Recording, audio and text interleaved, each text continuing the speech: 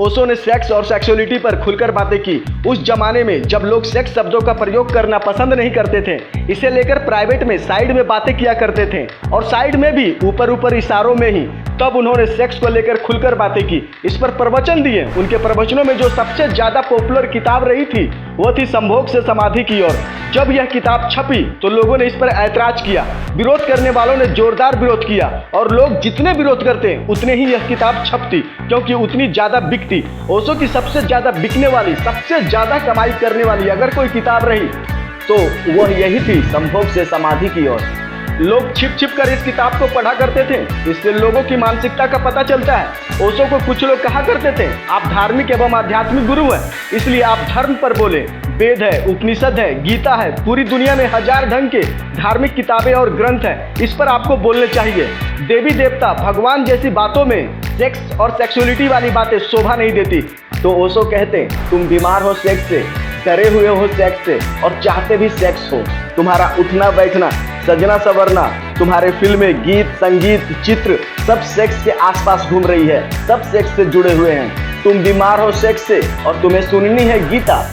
मैं यहाँ लोरी गाने के लिए नहीं हूँ, ना ही भजन कीर्तन करके तुम्हारा मनोरंजन करने के लिए। मैं बोल रहा हूँ क्योंकि मैं देखता हूँ तुम बीमार हो, और आज से नहीं, जन्मों जन्मों से मैं तुम्हारी बीमारी को जड़ से ही खत्म कर देना चाहता हूँ। क्योंकि जब तक तुम बीमार रहोगे धर्म में प्रवेश न कर सकोगे और फिर मेरी सारी बातें बेकार हो जाने वाली है।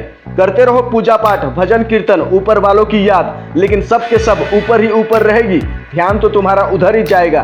फिर परमात्मा के मंदिर में प्रवेश कैसे हो पाएगा?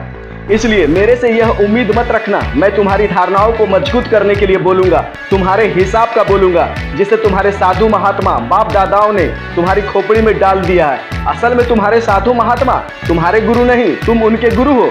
जो तुम सुनना चाहते हो वही वे सुनाते हैं। तुम बुद्ध, महावीर, नानक, कबीर, जीसस, कृष्ण, इन्हें अपनी मर्जी से नहीं चला सकते। ये चलते हैं तो अपनी मर्जी से।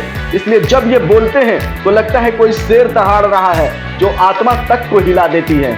जब ओशो ने पहली बार अपनी एक धार्मिक सभा में सेक्स शब्द का प्रयोग किए थे तो लोग चौंक गए। कुछ लोग नाराज तो कुछ गुस्से में आकर अपशब्द बोले, मंच की तरफ जूते चप्पल तक फेंके। उनका जोरदार विरोध हुआ और सभा भंग हो गई।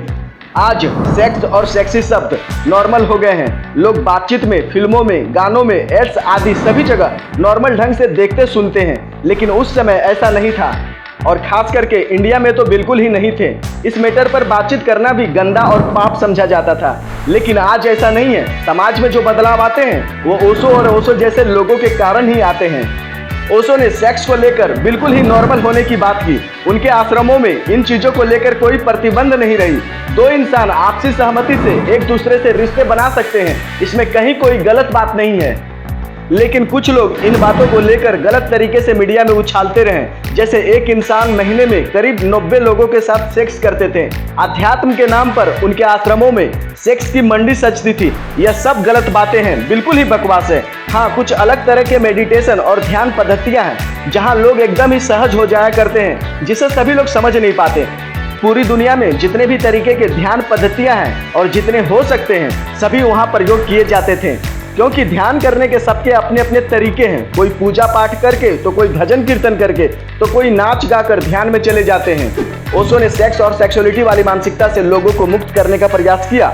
दो इंसान आपसी सहमति से रिश्ते बना सकते हैं। सेक्स को लेकर बिल्कुल ही नॉर्मल रहने की बात की। ओशो ने सेक्स की करीब करीब हर विधियों पर बात की, इस कारण उन्हें सेक्स गुरु भी कहा जाने लगा। जानकारी अच्छी लगी हो तो लाइक शेयर जरूर करें और मुझसे जुड़े रहने के लिए चैनल को सब्सक्राइब कर लें। धन्यवाद।